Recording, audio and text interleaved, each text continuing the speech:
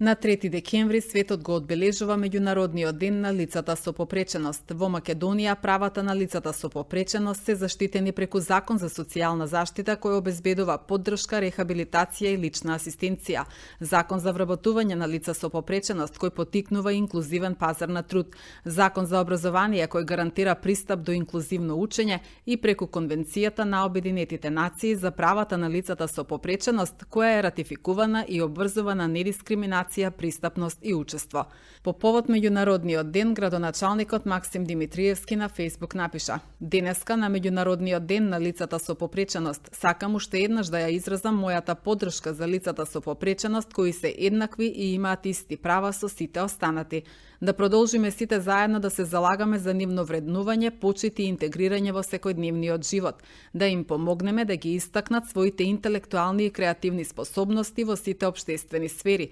отстранувајќи ги бариерите со кои се соочуваат, целосно инклузирани во демократското општество." Инаку во Куманово во чест на 3 декември викендов се одржа меѓународен турнир во пара пинг-понг во организација на Клубот за спорт и рекреација на инвалиди Куманово со учесници од Македонија, Србија, Бугарија, Босна и Херцеговина и Црнагора. Клубот за спорт и рекреација на инвалиди Куманово веќе трета година поред организира меѓународен турнир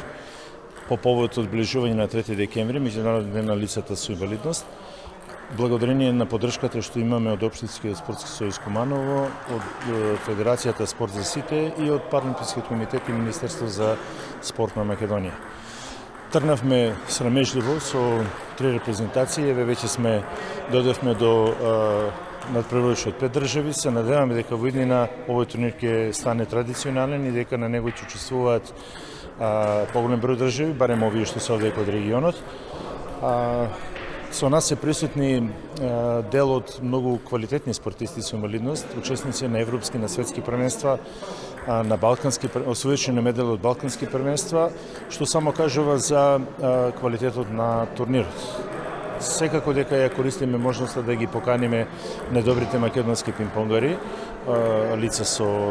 телесен инвалидитет, да ги одмерат силите со своите колеги кои се поуспешни и поквалитетни, за да може да напредуваат и тие во своите кариери и да еден ден очекуваме достојно да ја представуваат нашата држава на големи светски настани. Оваа традиција искрено се надевам дека ќе придонесе и за подигање на јавната свест на обичните граѓани, за потребите и за поддршката која треба да имаат лицата со инвалидност во нашата држава и едноставно агендата 2030 вели никого не остава зад себе, па ете да се надеваме дека и со исполнувањето таа агенда дека и лицата со инвалидност ќе бидат рамноправни граѓани на општество. Во пресрет на овој меѓународен ден, првен сакам да им честитам на сите лица со инвалидитет во државата. Куманово е домаќин на овој пинг-понг турнир, кој што е од меѓународен карактер и овде го имаме буквално представено Балканот во мало. Општина Куманово ќе продолжи со своите активности на полето на инклузијата и секако на зголемување на можностите на оваа категорија на наши сограѓани. Знаеме каква е реалноста, без ништо да се шминка. Факт е треба да се посветиме уште многу, потребни се и дополнителни средства, првенствено од локално, но пред се од централно ниво, бидејќи во Македонија мора да работи согласно стратегијата и да овозможи еднакви права и можности на сите своји граѓани. Општина Куманово е инклузивна општина која што активно работи на оваа тематика, но мора да признаам дека треба да работиме уште многу, почнувајќи од пристапноста, што значи изградба на нова инфраструктура која што ќе биде прилагодена на лицата со инвалидитет, пристапни рамки, дополнителна опрема, тргнувајќи од општината, стари објекти каде што треба да се обезбеди опрема која што е скапа, соодветни лифтови и така натаму, но не се откажуваме заедно во соработка со овој тип на здружение, продолжуваме активно да работиме на оваа проблематика. Ако со овој живот желите дати мало више година, а годинама нешто више лиепа од живота, онда се треба да бавите спортом. Една од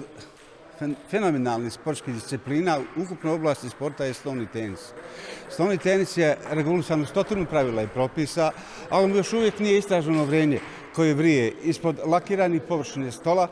koja podiže puls i temperaturu igračima, koja je dovodi do killer instinkta. Jedno od tih 100 pravila jeste i druženje, stvaranje prijateljstva,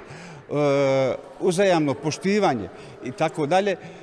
skrećujući pažnju vlastima na osobe sa invaliditetom kako bi one razmišljali senzibilitetom. Smatram da ovakve druženja na nivou Jugoslavije, stare države, nam zajedničke,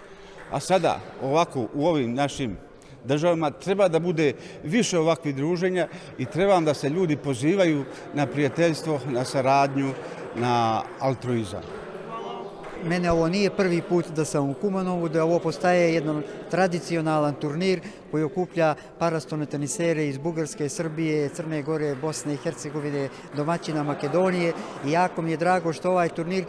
počinje polako da zauzima jedan od značajnijih mjesta parastonog tenisa kao turnir u regionu. Ovdje ne samo što imamo priliku da se takmičimo sa sportistima iz drugih država, imamo priliku da učvrstimo našu saradnju, da se dogovorimo za neke konkretne dalje aktivnosti, a ono što posebno moram da istaknem, da se zahvalim gospodinu Jovanovskom, predsjedniku, Branetu Jovanovskom, predsjedniku Paraolimpijskog komiteta Makedonije, kao svim sportistima, domaćinima iz Makedonije, gdje smo zaista dočekani na jedan lijep i ugodan način i da stvarno čekamo svake sljedeće godine kad ćemo ponovo da se vratimo da dođemo u Kumanovo na turniru. Ja lično gledajući iz perspektive pokreta lica sa invaliditetom u koji sam uključen već 20 godina kroz organizacije lica sa invaliditetom u Crnoj Gori, svjestan sam da državne institucije moraju da budu stup i moraju one te da budu koje će da pokrenu sve inicijative u odnosu na poboljšanje položaja lica sa invaliditetom i svih razloga zato što oni imaju potporu za razliku od nevladinih organizacija koje se projektno finansiraju i u većini slučajeva realizuju neke aktivnosti ad hoc, odnosno u onim situacijama dok imaju određena financijska sredstva. Naravno, država treba da je pokazatelj svim organizacijama lica sa invaliditetom, da je bude i u zapošljavanju i u stvaranju uslova za obrazovanje. Generalno, ako gledamo pristupačnost, jedno od najvećih problema što se tiče lica sa invaliditetom, nije to samo u Makedoniji, to je i kod nas u Crnoj Gori. Definitivno se rade pomaci da država se uključuje u sve veću tu priču, ali još uvijek smo, možda je malo i grubo, ali još uvijek treba dosta da radimo da bi doveli i omogućili licima sa invaliditetom da imaju jednake uslove kao i ostali građani